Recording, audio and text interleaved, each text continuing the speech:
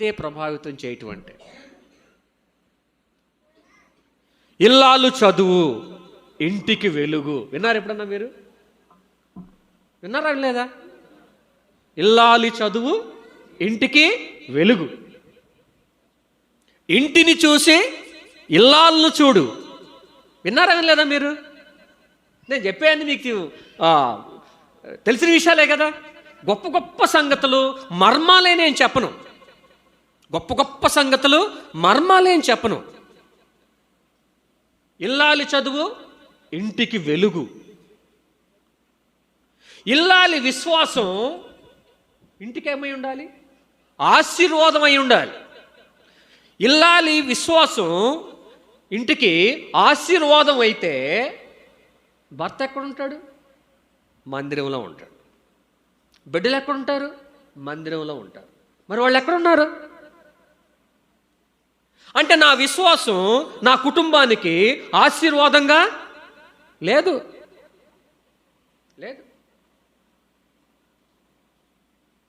మహిళా దినోత్సవం రోజున మహిళలు సాధించినటువంటి గొప్ప గొప్ప ఘనతల్ని గుర్తు చేసుకుంటూ వారిని సన్మానిస్తారు. అంటే సర్వసాధారణంగా మహిళలు ప్రభావితం చేస్తారు. ఎవరిని? సమాజాన్ని, సంఘాన్ని, దేశాన్ని ప్రభావితం చేస్తారు వాళ్ళు. అంత గొప్ప శక్తి ఉంది వాళ్ళల్లో. ఎవరిలో? మహిళల్లో. మీలో అంత శక్తి ఉంది. బైబిల్లో మీకు మరి ఇన్ని చెప్పారు కదన్నా, మరి బైబిల్లో అలాంటి వాళ్ళు ఎవరో లేరా అనంటే మీకు ఒక ఆవిడ్ని గుర్తు చేస్తాను. ఆవిడ ఇశ్రాయేలు ప్రజల మొత్తాన్ని ప్రభావితం చేయగలిగింది. 3500 సంవత్సరాల క్రితం ఆమె ఇశ్రాయేల్ దేశాన్ని ప్రభావితం చేయగలిగింది. ఇప్పుడు కూడా ఆమె యొక్క ఆనవాళ్ళు కొత్త నిబంధనలో కూడా యేసుక్రీస్తు ప్రభువారు వచ్చి వెళ్ళిన తర్వాత 2024 సంవత్సరాల తర్వాత కూడా ఆమె ఏం చేస్తుంది? ప్రభావితం చేస్తుంది. ఎవరా గొప్ప ఆవిడ? ఆవిడ నన్ను కూడా ప్రభావితం చేసిద్దా? ఆవిడ జీవితాన్ని చూసి నేను కూడా ప్రభావితం కావాలా? ఆవిడ గురించి బైబిల్లో చాలా తక్కువగా రాయబడి ఉంది. ఆవిడ గురించి. కానీ ఆవిడ చేసినటువంటి ప్రభావం ప్రజల మీద చాలా గొప్పగా ఉంది. బహుశా మీరు ఆ పేరు వినుండరు, నాకు తెలిసి. ఆ పేరు మీరు వినుండరు. అదేంటన్నా, బైబిల్ మేము బాగా చదువుతాం కదా, మాకు తెలియని పేరా అది అని మీరు అనిపించవచ్చు.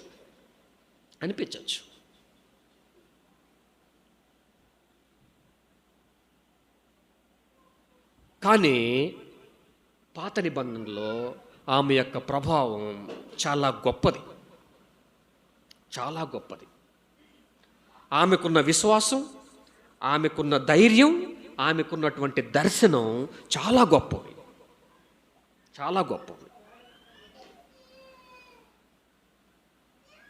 విశ్వాసం, ధైర్యం, దర్శనం. ఇప్పుడు ఈరోజు నేను మీకు చెప్పాలనుకున్నటువంటి ఆ వ్యక్తి పేరు, ఆమె పేరు ఏంటి అంటే యాకోబెత్. విన్నారు ఎప్పుడన్నా?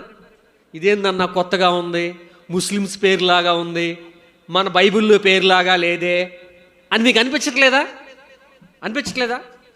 యాకోబెత్ ఎవరో తెలుసా ఈమె? మోషే వాళ్ళ అమ్మ. మీకు మోషే బాగా తెలుసు. మోషే వాళ్ళ అమ్మ పేరు. అమ్రాము భార్య. అహరోను, మోషే, మిర్యాము యొక్క తల్లి. సరేనన్నా, మరి బైబిల్లో మరి అవి మాకు కాస్త చూపిస్తే మాకు కొంచెం ధైర్యంగా ఉంటుంది. మీరు బైబిల్ నుంచే మాట్లాడుతున్నారన్న విషయం మాకు అర్థమైద్ది. సో దాన్ని బట్టి నేను ఏ విధంగా ప్రభావితం చేయబడతానో ఆలోచించుకుంటాను అన్నటువంటి ఆలోచన మీకు వస్తే కనుక నేను మీకు చాలా అంతకు ముందుగానే చెప్పాను, ఆమె గురించినటువంటి విషయాలు బైబిల్లో చాలా తక్కువగా ప్రస్తావించబడ్డాయి. చూడండి ఒకసారి నిర్గమాకాండము 2వ అధ్యాయంలోకి వెళ్దాం. నిర్గమాకాండము 2వ అధ్యాయం నేను చదువుతాను. ఒకవేళ మీరు చదవగలిగితే తీసి ఉంచండి, నేను చదువుతాను, వినిపిస్తాను. దీని నుంచి అంటే ఈవిడి యొక్క జీవితం నుంచి మనం ఎలాంటి పాఠాలు నేర్చుకోవచ్చు, 2024 సంవత్సరంలో ఉన్నటువంటి మనం ఆమె నుంచి ఎలాంటి ప్రేరణ, ఇన్ఫ్లుయెన్స్, ప్రభావాన్ని పొందగలుగుతాం, నా కుటుంబాన్ని నేను ఏ విధంగా చక్కబెట్టుకోవచ్చు, నా బిడ్డల్ని ఏ విధంగా దేవుని కోసం పెంచుకోవచ్చు, నా భర్తని ఏ విధంగా నేను ప్రభావితం చేయగలుగుతాను అన్న విషయాల్ని ఆమె నుంచి కొన్ని మనం నేర్చుకోవటానికి ప్రయత్నం చేద్దాం. నేను చదువుతున్నాను. లేవి వంశస్థుడు ఒకడు వెళ్ళి లేవి కుమార్తెను వివాహము చేసుకొనెను. చూసారా, ఆమె పేరు కూడా లేదు అక్కడ, లేవి వంశస్థుడు ఒకడు వెళ్ళి ఏం చేశాడంట, లేవి కుమార్తెను ఒక దానిని పెండ్లి చేసుకొనెను, ఒక స్త్రీని పెండ్లి చేసుకొనెను. చూసారా, ఆమె పేరు కూడా ఏం లేదు అక్కడ,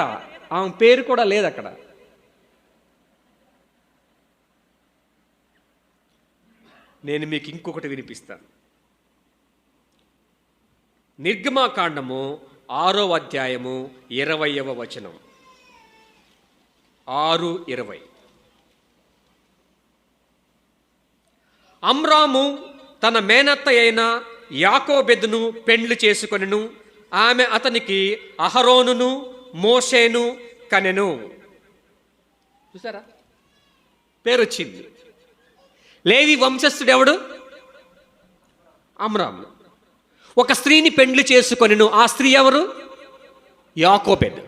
ఎవరు? ఆమె పేరేం పేరు? యాకోబెదు. అంటే ఇంగ్లీష్లో ప్రొనౌన్సియేషన్ జాకోబెద్ అని అంటారు.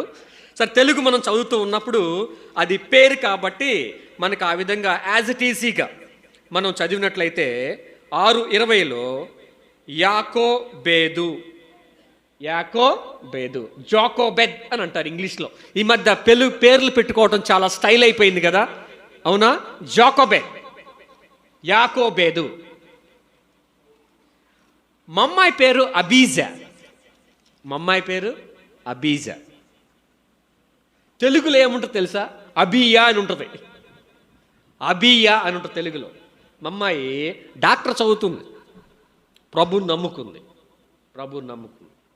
బాప్తీసం తీసుకుంది, మెడిసిన్ చదువుతుంది, డాక్టర్ చదువుతుంది. తెలుగులో ఏమంటారు? అబియా అంటారు, ఇంగ్లీష్లో అబీజా. సో పేరులో ఏం లేదు. ఇక్కడ చాలా ప్రాముఖ్యమైన విషయం ఏంటంటే, జాగ్రత్తగా వినండి, ఈమె నుంచి మనం ఎలాంటి ప్రేరణ, ప్రోత్సాహం, ధైర్యం పొందొచ్చు, ఆమె చేత మనం ఏ విధంగా ప్రభావితం చేయబడవచ్చు అనేది మనం చూడాలి. మీకు ఇంకోటి కూడా చూపిస్తాను. సంఖ్యాకాండము 26:59. సంఖ్యాకాండము 26:59 నేను చదువుతాను. 26వ అధ్యాయం 59వ వచనం. సంఖ్యాకాండము 26:59.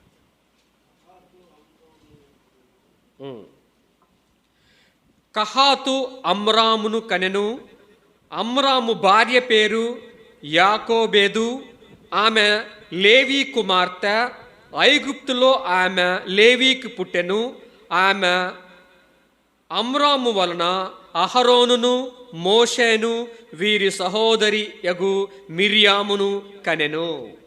చూసారా? సో దీన్ని బట్టి నేను మీకు చెప్పదలుచుకున్నటువంటి విషయం ఏంటంటే, బైబిల్లో మనకి అత్యంత ప్రేరణ, ధైర్యాన్ని, ప్రభావాన్ని చూపించగలిగినటువంటి వ్యక్తి ఒక స్త్రీ ఉంది, ఆమె బైబిల్లో ఉన్నటువంటి వ్యక్తేను అని చెప్పదలుచుకున్నాను. ఓకేనా? నిర్గమాకాండంలో 2వ అధ్యాయంలో ఆమె పేరు కూడా ప్రస్తావించబడలేదు. కానీ 6:26లోకి వెళ్ళేసరికి ఆమె యొక్క వంశం ఏంటిది, ఎవరి భార్య, ఆమె పేరేంటి, ఆమెకి ఎవరు పుట్టారు అన్న విషయాలు చూడొచ్చు. మొత్తం మీద అమ్రాము, యాకోబేదు భార్య భర్తలు. సరేనా? వీళ్ళకి 3 పిల్లలు, 2 అబ్బాయిలు, 1 అమ్మాయి. అబ్బాయిల పేరేం పేరు? అహరోను, మోషే. కూతురు పేరేంటి? మిరియాం. కూతురు పేరేంటి? మిరియాం. మోషే చిన్నోడు, అహరోను పెద్దోడు. మధ్యలోకి మిరియాం వస్తుంది. మోషేకి అక్క ఎవరు? మిరియాం. మోషే యొక్క అన్న ఎవరు? అహరోను. వీళ్ళు ముగ్గురు మీకు బాగా తెలుసు. సరే, ఇప్పుడు నేను వీళ్ళ గురించి ఎందుకు ప్రస్తావించాల్సి వచ్చింది అని మీరు అడిగితే మీరు చాలా జాగ్రత్తగా వినాలి. మీలో మీరందరూ కూడా యాకోబెద్దులు కావాలి. స్త్రీలు కదా మీరంతా ఎలా ఉండాలి? ఒక యాకోబెద్దులాగా తయారవ్వాలి. పురుషులు ఉన్నారు చూసారా, మీరంతా కూడా ఒక అమ్రాములాగా తయారవ్వాలి. ఎందుకో తెలుసా? మీ బిడ్డలు, నీ కూతురుంటే కూతురు, కొడుకుంటే కొడుకు, వాళ్ళు ఒక అహరోనులాగా, ఒక మోషేలాగా, ఒక మిర్యాములాగా మీరు వారిని పెంచాలి. ఎలాంటి పరిస్థితుల్లో ఉన్నాయో తెలుసా ఆ రోజుల్లో? మీకు చదివి వినిపిస్తాను. సార్, మాకు ఉద్యోగం లేదు, సంపాదన లేదు, కటిక దరిద్రంలో ఉన్నాం, సరైనటువంటి ఇల్లు లేదు, మంచి ఆరోగ్యం లేదు. ఇలాంటి పరిస్థితుల్లో నా బిడ్డల్ని నేను ఎలా పెంచాలి సార్ దేవుని కోసం అని మీకు అనిపించవచ్చు. భర్త సరైనటువంటి వ్యక్తి కాదు, సంపాదన అంతా కూడా తాగుడుకో ఇంకొక దానికో ఖర్చు పెట్టేస్తూ ఉంటాడు, కుటుంబాన్ని పట్టించుకోడు. ఇంటికి వచ్చిన దగ్గర నుంచి నన్ను హింస పెడతా ఉంటాడు. కొడుకులు ఉన్నారు చూసారా, పనికొచ్చేవాళ్ళు కాదు. నేను చెప్పిన మాట వినరండి, వాళ్ళు నా మాట ఆలకించరండి. లెగిసిన దగ్గర నుంచి ఆ సెల్ ఫోన్ పట్టుకొని వాళ్ళ ఇష్టం వచ్చినట్టు తిరుగుతూ ఉంటారండి, నన్ను లెక్క చేయరండి.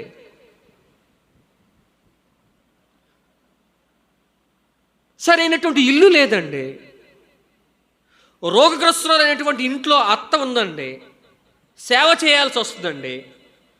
రోగగ్రస్తులైనటువంటి మామ ఇంట్లో ఉన్నాడండి, పని పాట లేకుండా పడుకుంటాడండి. కుటుంబ పరిస్థితి ఏమంత బాగలేదండి, సంపాదన లేదు, వెట్టి చాకిరి చేస్తూ ఉన్నాను నేను. పొద్దున పనికి వెళ్తే నా సంపాదన మీదే బతకాలి కుటుంబం అంతా కూడా.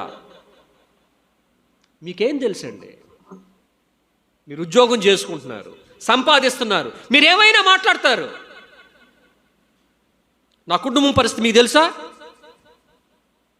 నేను చెప్తే ఇంట్లో ఎవరన్నా వింటారా? నా మాటకి విలువ ఉందా? ఎలాగండి నా భర్తను నేను ప్రభావితం చేయగలుగుతాను? ఎలాగండి నా భార్య నా మాట వింటది?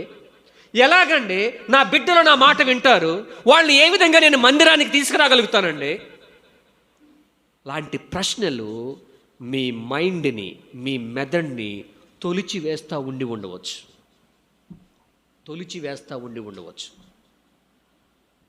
కానీ వాస్తవం ఏంటో తెలుసా? మీరు, నేను, నీ కుటుంబం, నా కుటుంబం ఉన్నటువంటి పరిస్థితుల కంటే అతి భయంకరమైనటువంటి పరిస్థితుల్లో యాకోబెదు ఉంది. కఠినమైనటువంటి బానిసత్వం మీకు చదివి వినిపిస్తాను. పొద్దుటి నుంచి సాయంత్రం దాకా కటిక బానిసత్వం, పని చేస్తే కానీ తినటానికి తిండి పెట్టరు.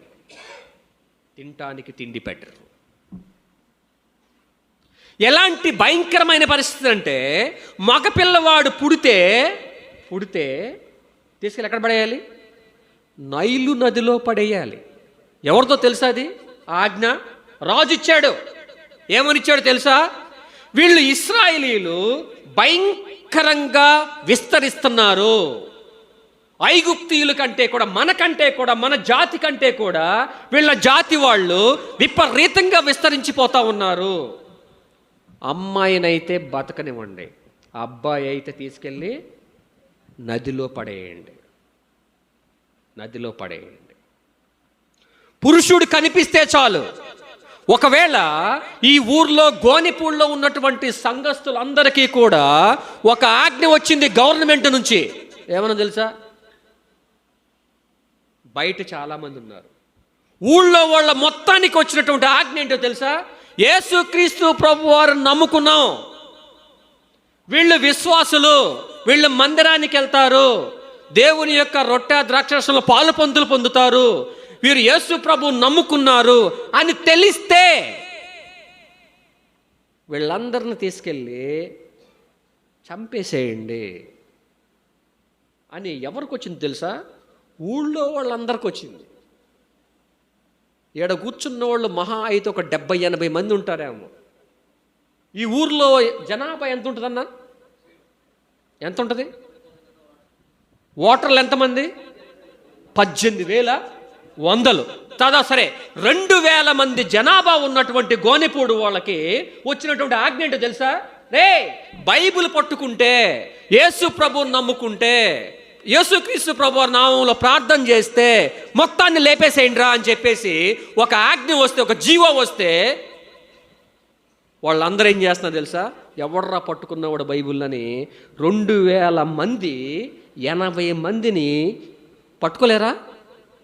పట్టుకుంటారు. 2,000 మంది 4,000 కళ్ళు, 4,000 కళ్ళు, 80 మందిని చూడలేవా? చూస్తే కనిపిస్తే చాలు చంపేద్దాం అని వాళ్ళు ఇల్లు ఎతుకుతున్నారు, గొంది ఎతుకుతున్నారు. ఈ ఇంట్లో మగపిల్లవాడు పుట్టాడా అని ఆ ఐగుప్తీలంతా కూడా జల్లెడ పడతా ఉన్నారు. ఎంత భయంకరమైన పరిస్థితి తెలుసా? 3 నెలల కొడుకుని అరచేతిలో ప్రాణాలు పెట్టుకొని ధైర్యంతో దేవుని యొక్క దర్శనాన్ని ప్రకారం ఆ పిల్లవాడిని నైలు నదిలో పడేయకుండా ఏం చేసింది? పోషిస్తావు. ఎవరో తెలుసా?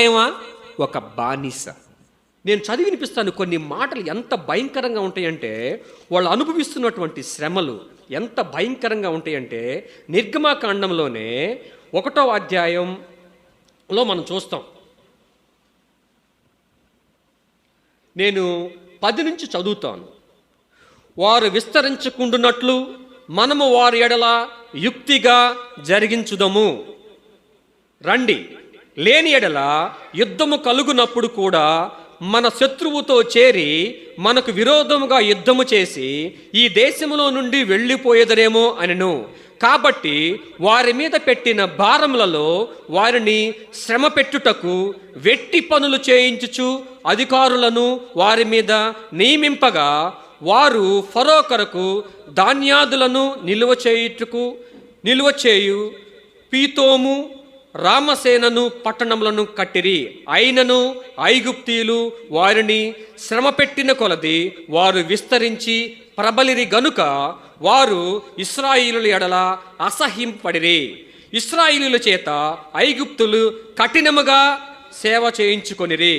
వారు ఇశ్రాయేలుల చేత చేయించుకొనిన ప్రతి పనియు కఠినముగా ఉండెను. వారు జిగటమంటి పనిలోను, ఇటుకల పనిలోను, పొలములోను సేవ చేయుచు ప్రతి పనిలోనూ కఠిన సేవ చేయించి వారి ప్రాణములను విసిగించిరి. చూసారా ఎంత భయంకరమైనటువంటి శ్రమ అంటే, కూర్చుంటే తంతారు, లెగిస్తే తంతారు, పొలంలో పనిచేయాలి, ఇళ్ళు కట్టాలి, ఇటుకలు తయారు చేయాలి, వెట్టి చాకిరి. తెలుసా మీకు వెట్టి చాకిరి అంటే? కూర్చోటానికి కూడా టైం ఇవ్వరు, తినటానికి మాత్రమే టైం ఇస్తారు. నువ్వు మాట్లాడటానికి లేదు, చెప్పిన పని చేయాల్సిందే. కఠినమైనటువంటి పని చేయకపోతే తంతారు, పట్టెడు అన్నం పెడతారు.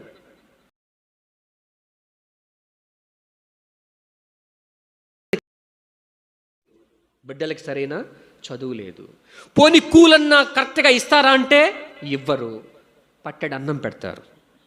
పొలంలో పనిచేయాలి, పగలంతా పనిచేయాలి. ఇటుకలు కావలసిన మట్టి ఇవ్వరు, గడ్డి ఇవ్వరు. మీరే తెచ్చుకోండి గడ్డి, మీరే మట్టి తెచ్చుకోండి, కానీ సాయంత్రానికి ఒక్కొక్కళ్ళు 1000 ఇటుకలు చేయాలి. రోజంతా కష్టపడితే ఒక 500 ఇటుకలు చేయగలిగితే కష్టం అనుకుంటే వాళ్ళు ఏం చేస్తారు తెలుసా? మీరేం చేస్తారో మాకు తెలియదు, సాయంత్రానికి ఒక్కొక్కడు 1000 ఇటుకలు చేయాలి. ఈ 4 గోడలు సాయంత్రానికల్లా కట్టేసేయాలి. 2 పట్టణాలను కట్టించుకున్నారు. వాళ్ళ సుఖాన్ని లేకపోతే ధాన్యాన్ని భద్రపరచుకోవటాని కోసం. వెట్టి చాకిరి, అలిసిపోయారు, విసిగిపోయారు. బానిసలు వాళ్ళెవరు? బానిసలు. నాకు తెలిసి ఇలాంటి బానిసత్వం, ఇలాంటి దౌర్భాగ్యకరమైన పరిస్థితి నాకు తెలిసి మన ఇళ్లల్లో ఏ ఒక్కళ్ళు కూడా అనుభవించలేదు. ఇంత కఠినమైనటువంటి బానిసత్వం. అలాంటి పరిస్థితుల్లో అమ్రాముకి యాకోబెదుకి ఓ కొడుకు పుట్టాడు. అహరోను పుట్టినప్పుడు ప్రాబ్లం ఏం లేదు. పురుషులు మొత్తం అంటే బాలుండే అంటే అబ్బాయినైతే నైలు నదిలో పడేసి చంపేయాలి అన్న రూల్ అయితే ఏం లేదు. అహరోను పుట్టినప్పుడు లేదు అది. తర్వాత మిర్యాము పుట్టింది. విపరీతంగా పెరిగిపోతా ఉన్నారు ఎవరు? ఇశ్రాయేలీయులు. ఫరోకి ఒక ఆలోచన వచ్చింది, లాభం లేదు. వీళ్ళ పెరిగిపోతే ఒకరొక రోజున మన మీద యుద్ధానికి వస్తే శత్రువుతో కలిసి మనల్ని వీళ్ళు లేపేస్తారు. ఈ పనులన్నీ చేయకుండా దేశం విడిచి వెళ్ళి పెట్టిపోతారు. కాబట్టి ఏం చేద్దాం? అబ్బాయిలనైతే చంపేద్దాం, అమ్మాయిలనైతే బతకనిద్దాం. అలాంటి సందర్భంలో ఒక స్త్రీ నడుము కట్టుకుంది, ధైర్యం తెచ్చుకుంది. ఎవరు? యాకోబేదు ఏం తెచ్చుకుంది? ధైర్యం తెచ్చుకుంది. రాజు మాటని కూడా లెక్క చేయలేదు. ఇక్కడ ఎవరో తెలుసామా? లేవీ వంశస్థురాలు. అమ్రాము ఎవరు? లేవీ వంశస్థుడే. యాకోబేదు ఎవరు? లేవీ వంశస్థుడే. ఇక్కడ ఒక పాయింట్ మాట్లాడతాను నేను కులం గురించి మాట్లాడలేదు. లేవీయులనంటే మందిరంలో సేవ చేసేవాళ్ళు అని అర్థం. మీకు అర్థమయ్యే భాషలో చెప్పాలంటే లేవీయులంటే ఎవరు? మందిరంలో సేవ చేసేవాళ్ళు. ఊళ్ళో ఇంతమంది జనాలుంటే మీరు మాత్రమే మందిరానికి వచ్చారు. దేవుని బిడ్డలు ఎవరిని చేసుకోవాలండి? పెళ్ళి ఎవరిని చేసుకోవాలి? దేవుని బిడ్డలను చేసుకుంటే వాళ్ళ బిడ్డలు దేశాన్ని, కుటుంబాన్ని, సమాజాన్ని ప్రభావితం చేసేటటువంటి వాళ్ళుగా తయారు చేయబడతారు. నాయకత్వం లేక జనాభా ఐగుప్తీయుల కంటే ఇశ్రాయేలీయులు చాలా ఎక్కువ మంది ఉన్నారు. వీళ్ళు ఒక్కసారిగా ఇశ్రాయేలు మీద పడితే చంపేస్తే నామరూపం లేకుండా చేసి ఎవరిని? ఇశ్రాయేలీయుల్ని. కానీ చేయగలిగారా? 100 మంది ఉన్నారు, మీరు ఇక్కడ 2 ఉన్నారు. వీళ్ళిద్దరు ఏం చేస్తున్నారు తెలుసా? మీ 100 మంది చేత వెట్టి చాకరీ చేయించుకుంటున్నారు. సిగ్గు లేదు అనిపించింది. అరే మనం 100 మంది ఉన్నాం, వాళ్ళిద్దరేరా వాడు ఏం చేయలేకపోతున్నాం. 100 మంది నడిపించే నాయకుడు లేడు. నాయకత్వ లేమితోటి కొట్టుమిట్టాడుతున్నారు ఎవరు? ఇశ్రాయేలీయుల ప్రజలు. నాయకుడు లేడు, నడిపించేవాడు లేడు. అలాంటి పరిస్థితులు, భయంకరమైనటువంటి వెట్టి చాకిరి, భయంకరమైనటువంటి బానిసత్వం, తినటానికి తిండి లేదు, ఉండటానికి ఇల్లు లేదు, నడిపించే నాయకుడు లేడు. అలాంటి పరిస్థితుల్లో ఒక పేద మహిళ రాజుగారు ఇచ్చినటువంటి ఆజ్ఞకి వ్యతిరేకంగా ఏం చేసింది? ధైర్యం చేసింది. ఏం చేసింది తెలుసా? తన కొడుకుని నైలు నదిలో పడేసి చంపేయకుండా ఏం చేసింది? దేవుని కోసం పెంచాలి.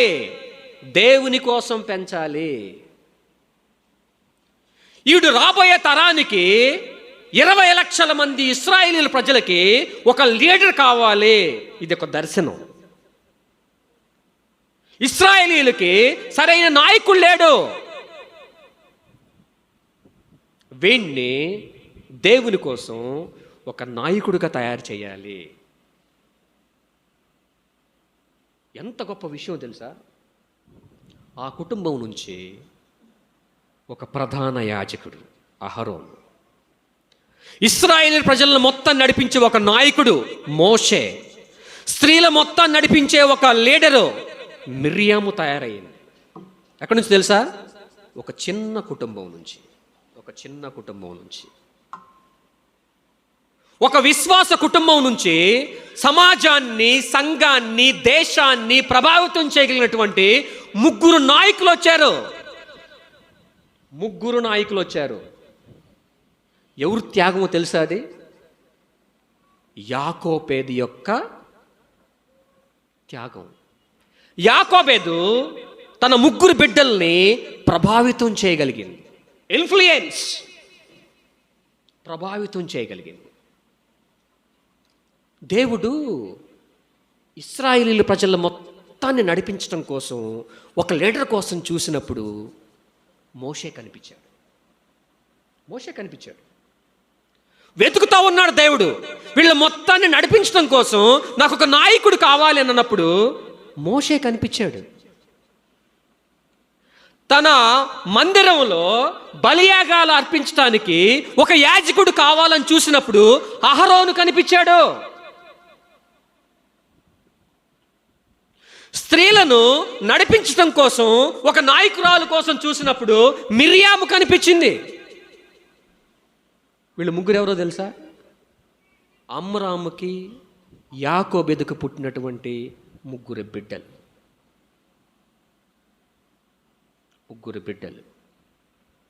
పరిశుద్ధ జనాంగం అనేది అంత ఆటోమేటిక్గా పుట్టరు. వాళ్ళంతగా వాళ్ళు రారు.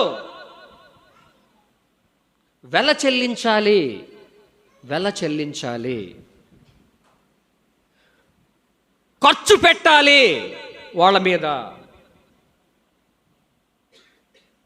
యాకోబేదు, అమ్రాము ఫరో ఇచ్చినటువంటి ఆజ్ఞకి ఏం చేశారు? వాళ్ళు భయపడలేదు.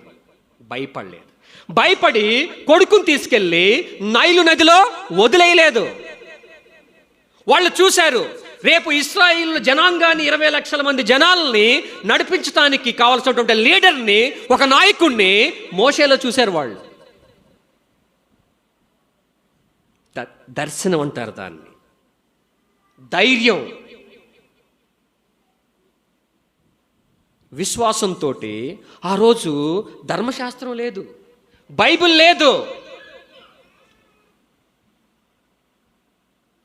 కానీ యాకోబెదు తన బిడ్డల్ని ప్రభావితం చేయగలిగింది. అమ్రాము, యాకోబెదు తమ బిడ్డల్ని దేవుని భయభక్తులు యందు పెంచారు, విలువలతో పెంచారు. ఆ విలువలు ఇవ్వాల్సింది ఎవరు? తల్లిగా నువ్వు, తండ్రిగా నువ్వు.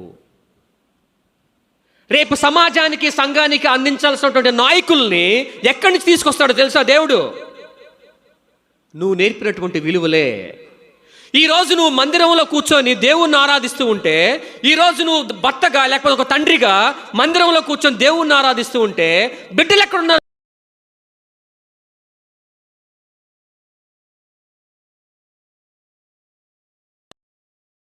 లాగా తిరుగుతూ ఉన్నారు. కారణం ఏంటో,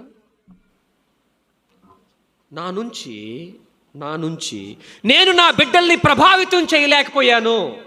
నా బిడ్డల కోసం నేను సమయాన్ని ఖర్చు పెట్టలేకపోతున్నాను. నా బిడ్డల గురించి శ్రద్ధ నాకు లేదు. అందుకనే పరిశుద్ధ జనాంగం, పరిశుద్ధ తరాన్ని మనం తయారు చేయలేకపోతున్నాం. పరిశుద్ధ జనాంగం, పరిశుద్ధ తరం, పరిశుద్ధ బిడ్డలు నెక్స్ట్ జనరేషన్కి, రాబోయే తరానికి నువ్వు అందించాలి అని అంటే నువ్వేం చేయాలి తెలుసా? నీ సమయాన్ని, నీకున్న విలువల్ని నీ బిడ్డల కోసం ఖర్చు పెట్టాలి. పరిశుద్ధమైనటువంటి బిడ్డలు, పరిశుద్ధమైనటువంటి జనాంగం వాటంతటా అవే పుట్టరు, నువ్వు తయారు చెయ్యాలి. అందుకని ఒక ఆయన అంటాడు, తుప్పు పట్టిపోవటం కంటే అరిగిపోవటం చాలా మంచిది. తుప్పు పట్టిపోవటం కంటే అరిగిపోవటం మంచిది. ఇనప రాడ్డు ఉంది, ఆడ పడేసామనుకో ఏమైద్ది? అది ఎండకి ఎండి, వర్షానికి తడిచి, పనికి రాకుండా తుప్పు పట్టిపోయింది, దేనికి ఉపయోగపడదు.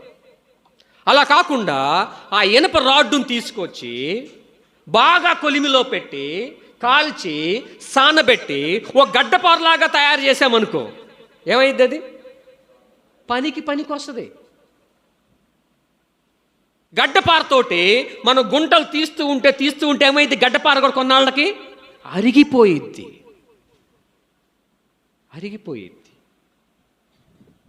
తుప్పు పట్టం కంటే అరిగిపోవటం మంచిది. నేను టైం చూసుకుంటానే ఉన్నాను. సో మొదటగా నేను మీకు ఏమిచ్చానంటే, పరిశుద్ధ తరాన్ని, పరిశుద్ధ జనాంగాన్ని, పరిశుద్ధ కుటుంబాలని తయారు చేయాలి అంటే తల్లిదండ్రులుగా మీ పాత్రను మీరు సక్రమంగా పోషించాలి. మనం అందరము కూడా, ఒక స్త్రీ అయితే ఒక కుటుంబంలో ఒక యాకోబెదులాగా ఉండాలి, పురుషుడైతే అమ్రాములాగా ఉండాలి. మొట్టమొదటిగా విశ్వాసం. రెండోది ఏంటి? ధైర్యం. మరి ఫరో ఆజ్ఞకి కూడా వాళ్ళు లెక్క చేయకుండా ఏం చేశారు? తమ బిడ్డని రాబోయే తరాలకు ఒక దర్శనంతో, నా కుటుంబం నుంచి దేవుడు మరి గోనిపూడిలో ఉన్నటువంటి విశ్వాసుల కుటుంబాల్లో ఉన్నటువంటి బిడ్డల కోసం ఎతుకుతూ ఉంటే, రాబోయే తరాలకు ఒక మంచి నాయకుల్ని, ఒక మంచి కుటుంబ వ్యవస్థ కోసం చూస్తూ ఉంటే, దేవుడికి నా కుటుంబమే కనిపించాలి. నా కుటుంబంలో ఉన్నటువంటి నా కూతురు, లేకపోతే నా కుటుంబంలో ఉన్నటువంటి నా కొడుకే దేవుడు సెలెక్ట్ చేసుకునే విధంగా, పికప్ చేసుకునే విధంగా, ఎన్నుకునే విధంగా నేను వారిని పెంచాలి. ఆ బాధ్యత నా మీదే ఉంది. ఆ బాధ్యత నాదే అది. నేను తయారు చేయాలి అలాంటి జనరేషన్ని, అలాంటి జనాల్ని, అలాంటి బిడ్డల్ని దేవుని కోసం. నేను తయారు చేయకపోతే ఇంకా ఎవరు తయారు చేయలేరు.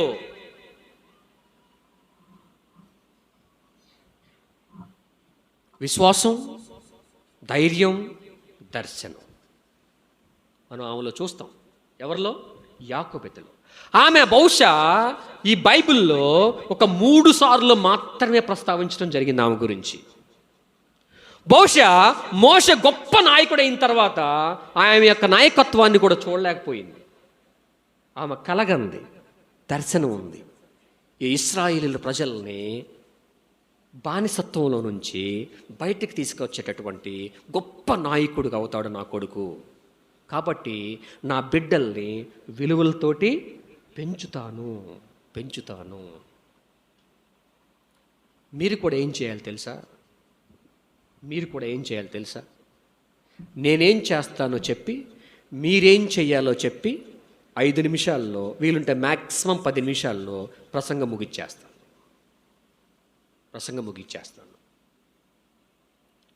మా ఇంట్లో నాకు ఒక అమ్మాయి ఖచ్చితంగా పొద్దున్నే లేచి బైబిల్ చదువుకోవాలి, ప్రార్థన చేయాల్సిందే. సాయంత్రం కుటుంబం ప్రార్థన ఉండాల్సిందే. 10వ తరగతికి వచ్చేసరికి, ఇంటర్మీడియట్ ఆ టైంకి వచ్చేసరికి యేసు ప్రభుని నమ్ముకుంది. మా ప్రార్థనల్లో ప్రతిరోజు ఆమె గురించినటువంటి ప్రార్థన ఉంటుంది. ఆమె ఏం చేస్తానంటే, నేను చెప్తే కాదు, నన్ను చూసి నేర్చుకోవాలి. మా నాన్న పొద్దున్నే లేచి బైబిల్ చదువుకోవటం, ప్రార్థన చేసుకోవటం ఆమె చూస్తుంది. మా అమ్మ పొద్దున్నే లేచి ప్రతి ఆదివారం కూడా మందిరానికి వెళ్ళటం ఆమె చూస్తుంది. బైబిల్ చదువుకొని దేవుని మీద ఆధారపడటం ఆమె చూస్తుంది. నేను నా సమయాన్ని, నా తలాంతులను దేనికోసం వెచ్చించాలి? నన్ను చూసి నా బిడ్డ ప్రభావితం కాబడాలి. ఇన్ఫ్లుయెన్స్, నా ప్రభావం నా కూతురు మీద ఉండాలి. అలాంటి తరాన్ని తయారు చేయాలి అంటే నేను సడీ చప్పుడు చేయకుండా నా పాటికి నేను జీవిస్తూ ఉంటే పరిశుద్ధ జనాంగం తయారు కాదు. నా నుంచి వాళ్ళు ఏమి నేర్చుకుంటున్నారు? నేను మోకరించటం నా దగ్గర నుంచి నా కూతురు నేర్చుకోవాలి. నేను ప్రార్థన చేయటం నా నుంచి ఆ కూతురు నేర్చుకోవాలి. నేను దేవుని వాక్యాన్ని చదువుకోవటం నా నుంచి కూతురు నేర్చుకోవాలి. నేను దేవుని మీద ఆధారపడటం నా నుంచి నా కూతురు నేర్చుకోవాలి. నా కూతురికి ఇచ్చే పెద్ద సంపద ఏంటనంటే, నేను సంపాదించిన ఆస్తులు కాదు, విలువలు. అలా చేసినప్పుడు యవ్వన కాలమందు వారు ప్రభువులోకి వస్తారు. మెడిసిన్ చదువుతూ ఉన్నప్పుడు పొద్దున్నే ప్రతిసారి ఫస్ట్ ఫోన్ చేసినప్పుడు, ఈరోజు బైబిల్ చదువుకున్నావా? చదువుకున్నాను. ప్రార్థన చేశావా? చేశాను. బైబిల్ స్టడీస్కి వెళ్తున్నావా? వెళ్తున్నాను. ఈరోజు యేసుక్రీస్తు గురించి మీ కాలేజీలో ఒక వ్యక్తికైనా చెప్పావా? ఈ ప్రశ్నలు అయిపోయిన తర్వాతే మిగిలిన వాటి గురించి అడుగుతాను నేను. ఇంటికి వస్తుందనంటే సెలవులకి మేము చాలా జాగ్రత్తగా ఉంటాం. ఎందుకో తెలుసా? నా నుంచి ఏమి నేర్చుకుంటుందో.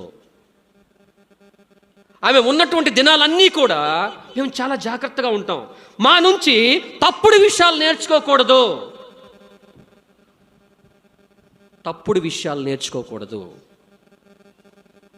దీన్ని ప్రభావం అంటారు, ఇన్ఫ్లుయెన్స్.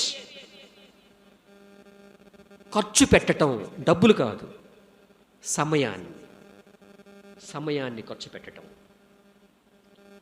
నేర్పించాలి. అలాంటి పరిశుద్ధ జనాంగం అనేది, తరం అనేది తయారు కావాలనంటే మనం త్యాగపూరితంగా ఉండాలి. మీరు ఏం చేయాలి తెలుసా? ఒకవేళ మీకు చదువు లేకపోతే పొద్దున్నే అబ్బాయిని లేపండి. ప్రభువుని నమ్ముకోకముందు మేము నిద్రపోతూ ఉంటే మా అమ్మాయి తల దగ్గర కూర్చొని ప్రార్థన చేస్తూ ఉండేవాడు.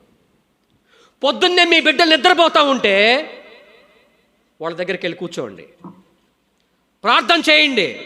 మీకు చదువు లేకపోతే వాళ్ళని లేపండి. పొద్దున్నే లేపి, అయ్యా నాకు దేవుని వాక్యం ఒక అధ్యాయం చదివి వినిపించరా అని చెప్పేసి చదివించండి. నేర్చుకుంటారు. సాధ్యమైనంత వరకు మీరు ఎంతవరకు అయితే చేయగలరో అంతవరకు చేసేయండి. మిగిలినంత దేవుని చేతికి అప్పగించండి. యాకోబు అమ్మురాం ఏం చేశారు తెలుసా? మోషే పెద్దవాడు అయ్యేంత వరకు దేవుని గూర్చినటువంటి విలువలు బాగా నేర్పారు.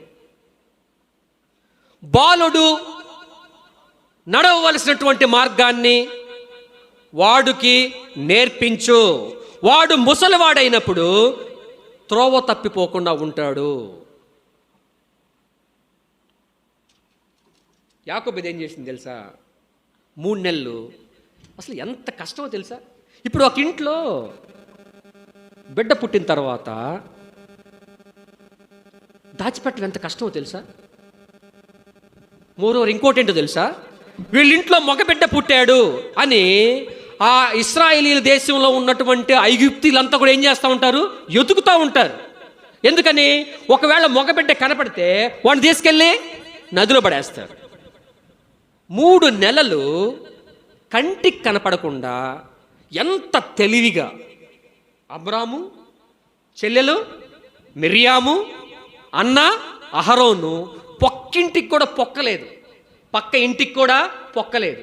వాళ్ళ ఇంట్లో అబ్బాయి ఉన్నాడు, వాళ్ళు దాచిపెట్టారు, పక్కింటోళ్ళు కూడా తెలియదు. ఎంత తెలివితేటలు దేవుడు ఇచ్చాడంటే అంత తెలివితేటలు ఇచ్చాడు దేవుడు.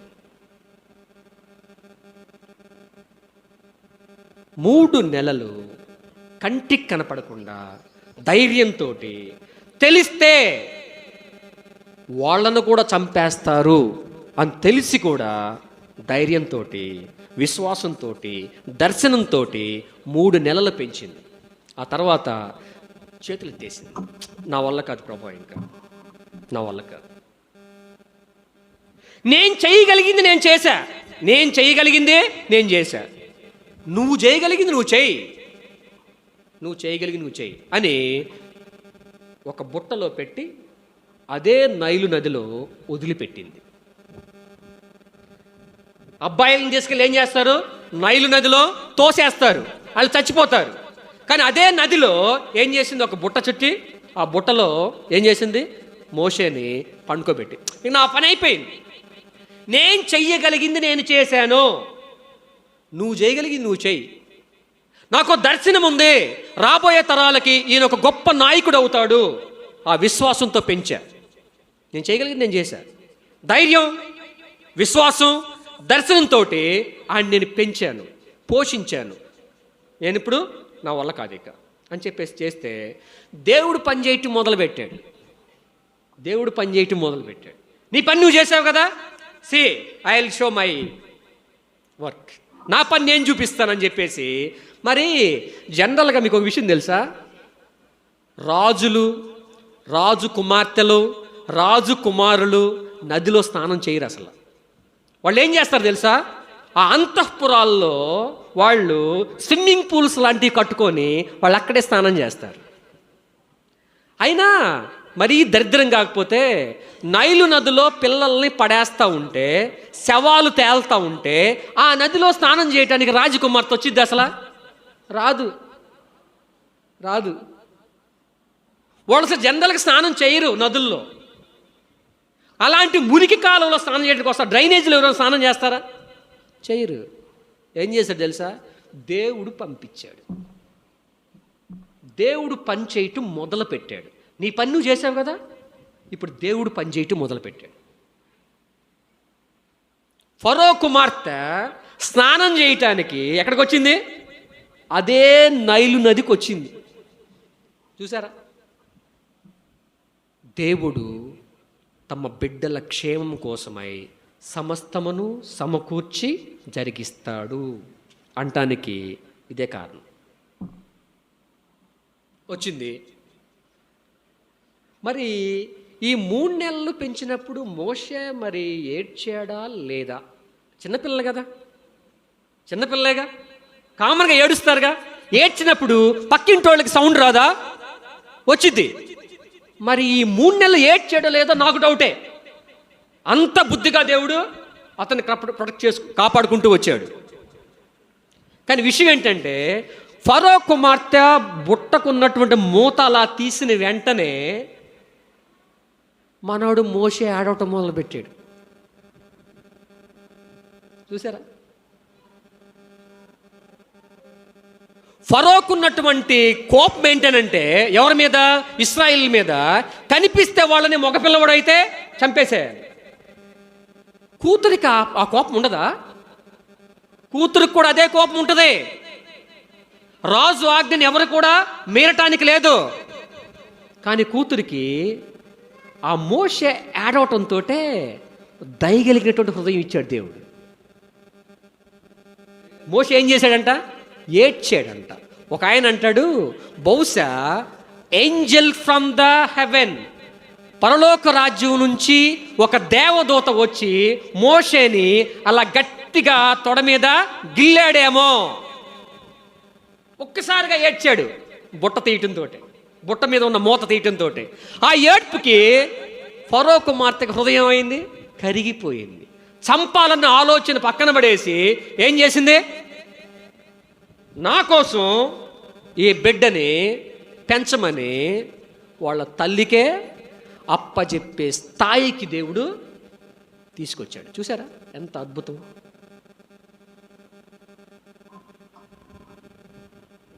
అంత అద్భుతం. నీ పని నువ్వు చేస్తే దేవుడు పని దేవుడు చేస్తాడు. నీ పని నువ్వు చేయకుండా ఆయన చేయమంటే ఆయన చేయడు. పనికి మాలిన వాళ్ళలాగా తయారవుతారు బిడ్డలు. నా బాధ, నా ఆక్రోశం, లేకపోతే నా ఆవేదన ఏంటనంటే, మీ కూతుళ్ళు మీ కొడుకులు, మీ కూతుళ్ళు మీ కొడుకులు మీ సొత్తు కాదు. దేవుడు కనికరించి మీకు ఇచ్చినటువంటి ఆస్తి అది, మీ సొత్తు కాదు. దేవుడు కనికరించి మీ చేతుల్లో పెట్టాడు. భూమికి పునాదులు వేయబడక మునిపే తల్లి గర్భమున నేను పిండమునై ఉండగానే ఆయన కన్నులు నన్ను చూసిని. దేవుడు మీ చేతుల్లో పెట్టాడు. మీరేం చేయాలి? వాళ్ళని మీరేం చేయాలి? దేవుని కోసం వాళ్ళని ఏం చేయాలి? పెంచాలి. దేవుని కోసం వాళ్ళని పెంచాలి. దేవుని కోసం వాళ్ళని పెంచితే వాళ్ళు బయట ఉండరు, మందిరంలో ఉంటారు. వాళ్ళు మందిరంలో ఉంటారు. సో కాబట్టి మీరు చేయాల్సింది ఏంటంటే, నేను ప్రాముఖ్యంగా చెప్పదలుచుకున్న విషయం ఏంటనంటే, మీరు మీ పని చేయండి. దేవుడు తన పని తను చేస్తాడు.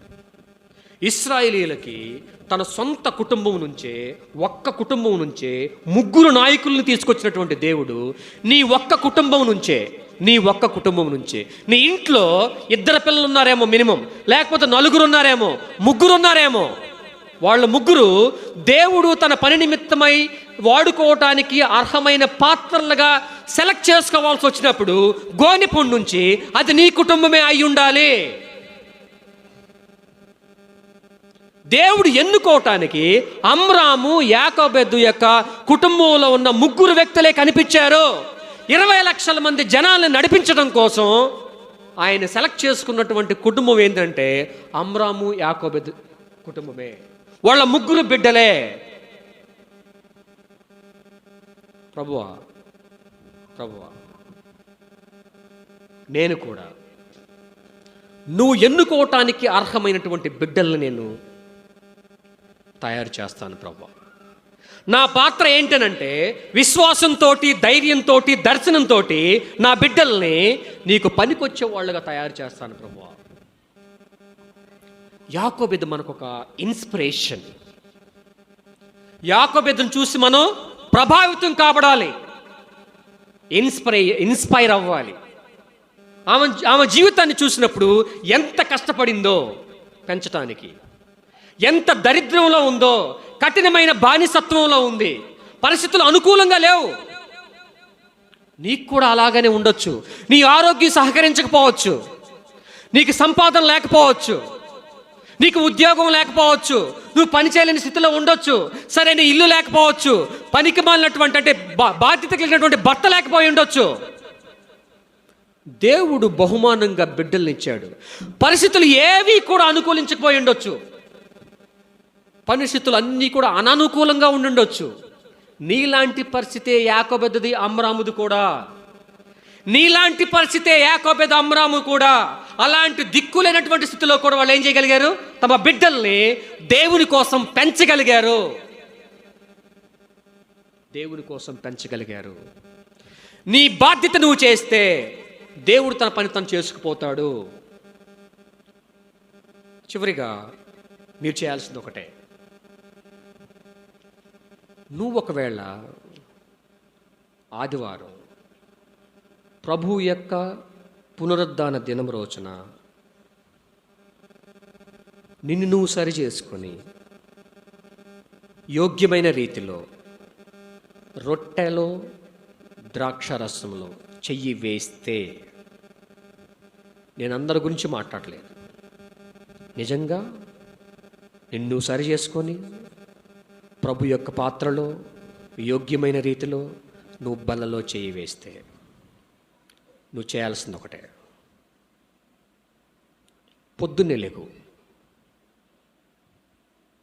బిడ్డ లేకపోవచ్చు, భర్త లేకపోవచ్చు, భార్య లేకపోవచ్చు, నువ్వులే, ప్రార్థన చెయ్యి. చదువు వస్తే వాక్యం చదువుతూ ఉండు.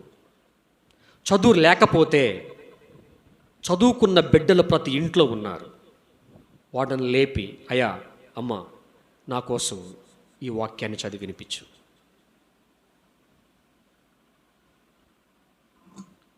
ఇలా నువ్వు ప్రతిరోజు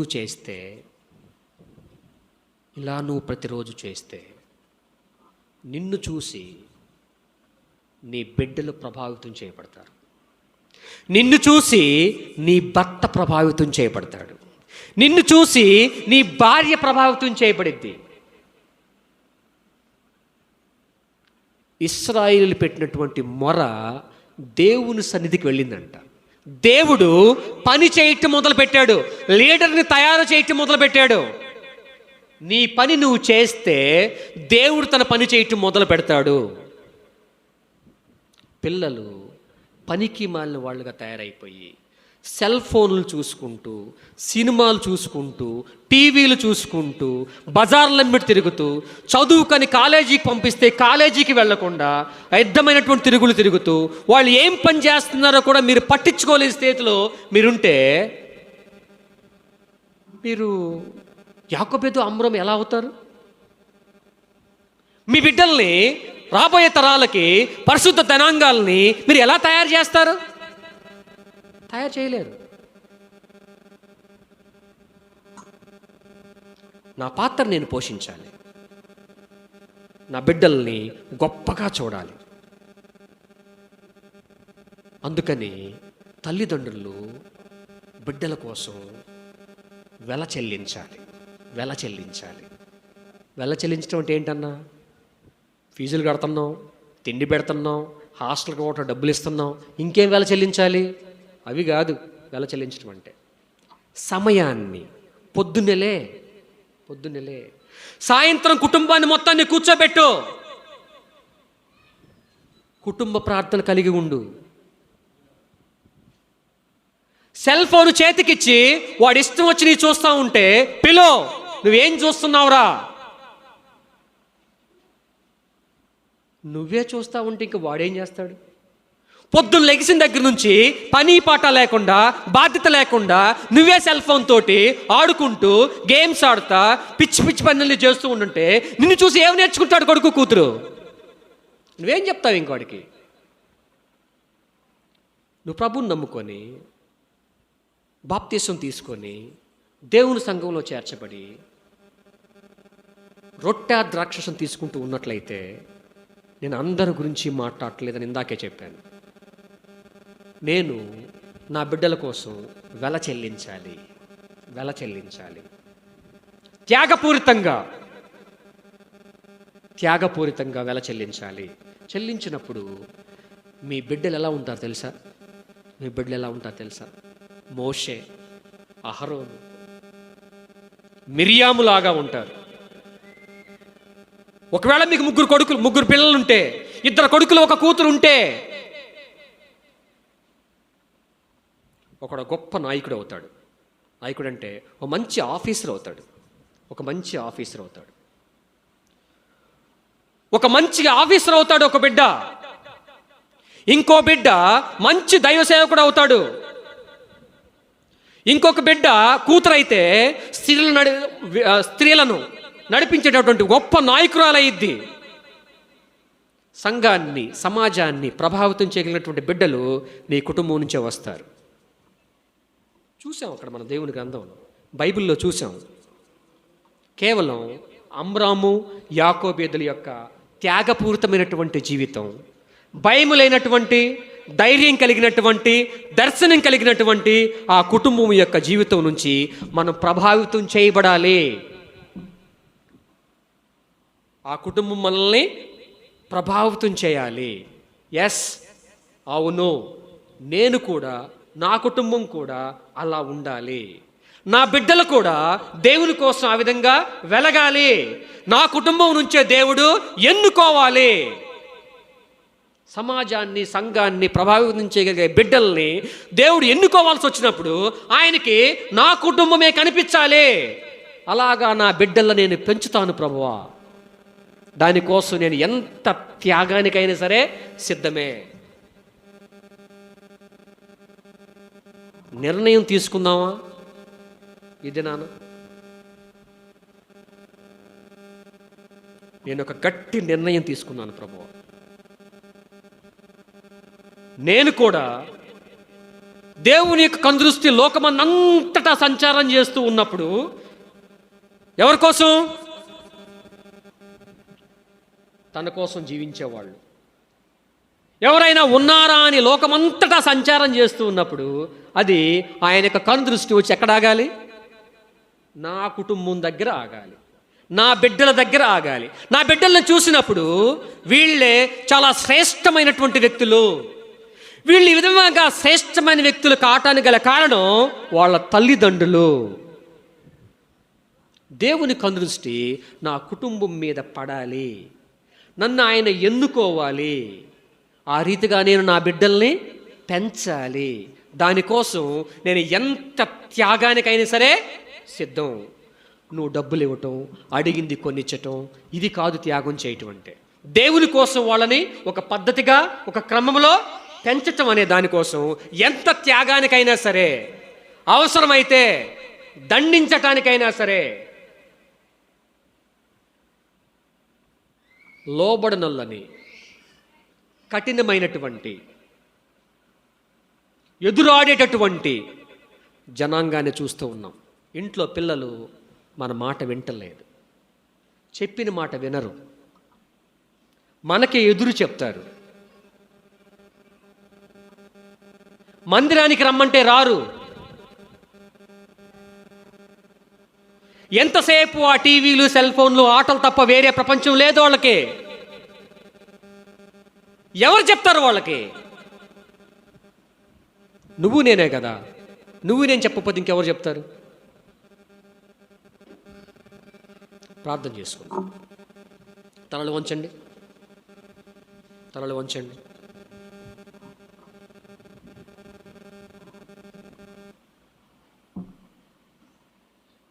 విన్న వాక్యానుసారంగా ఒక్కసారి పరిశుద్ధాత్మ దేవుని యొక్క సంచారం మన మధ్య సంచరిస్తూ ఉండగా, ఆయన మన హృదయాల్ని తాకుతూ ఉండగా, ఆయన మనతోటి మాట్లాడుతూ ఉండగా, దేవుని యొక్క వాక్యపు వెలుగులో నుంచి ప్రభువా,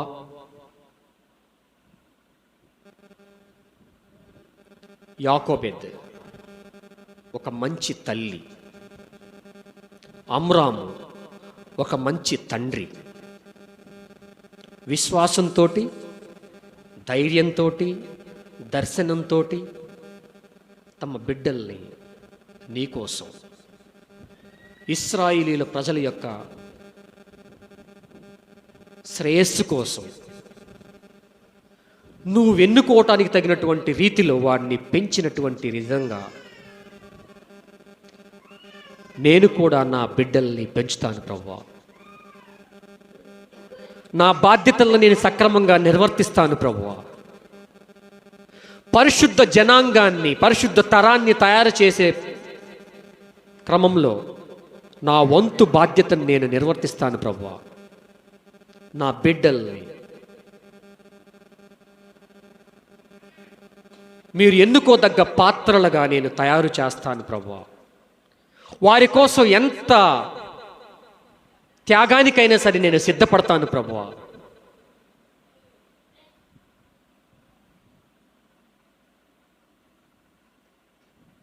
ఆలోచించండి ఒకసారి.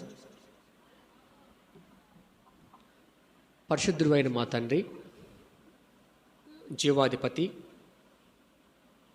భూమి ఆకాశములను సృజించినటువంటి మా దేవా, సింహాసనాసీనుడు, రాజాదిరాజు, ప్రభువులకు ప్రభు దేవా, మీరు మమ్మల్ని విమోచించి మీ స్వరక్తమిచ్చి కొనుక్కొని మీ వాక్యాన్ని మా చేతుల్లో పెట్టి అనుదినం మీ వాక్యపు వెలుగులో మా జీవితాలను మేము సరిచేసుకుంటూ మా బిడ్డల్ని, మా తరాలని, మా బంధువుల్ని, మా ఇంట్లో ఉన్న కుటుంబ సభ్యులందరినీ కూడా ప్రభువా శాపము నుంచి, ఉగ్రత నుంచి, నిత్య నరకాగ్ని నుంచి తప్పించటానికి మా కోసం పరలోకాన్ని విడిచిపెట్టి సిలువలో రక్తం కార్చి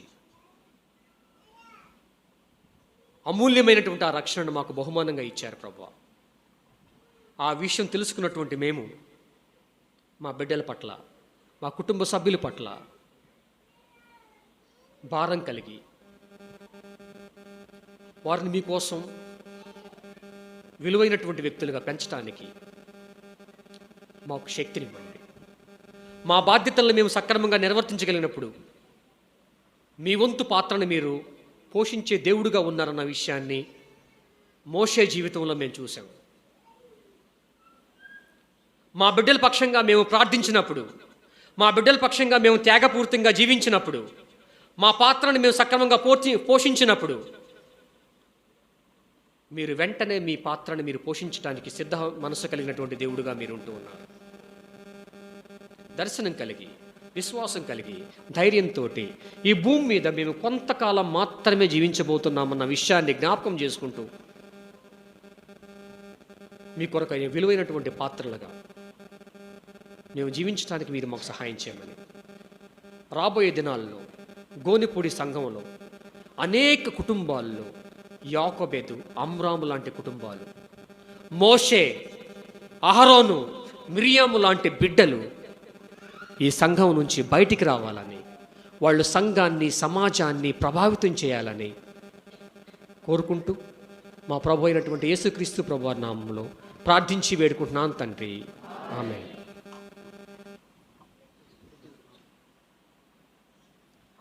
మంచిది, చక్కని సందేశం విన్నాం. కళ్ళకుంటలో మీటింగ్కి వెళ్ళినప్పుడు మరి జయస్నంతో చెప్పాను, ఒకసారి ఆంజనేయులు గారిని మా సంఘానికి రమ్మని చెప్తే ఆయన గుర్తుపెట్టుకున్నాడు. పొద్దున జయసన్ బాబు చెప్పాడు నాకు, ఆయన వస్తున్నాడు అని చెప్పాడు. మంచిది, కాస్త సమయం ఎక్కువైనా అట్లాంటి మాటలు మనకి మళ్ళీ దొరకవు కనుక ముందు మనం నమ్ముకున్న మంచిదే, మన బిడ్డలు కూడా మనతో ఉండాలని, మన భర్తలు మనతో ఉండాలని, మందిరంలో ఉండాలని,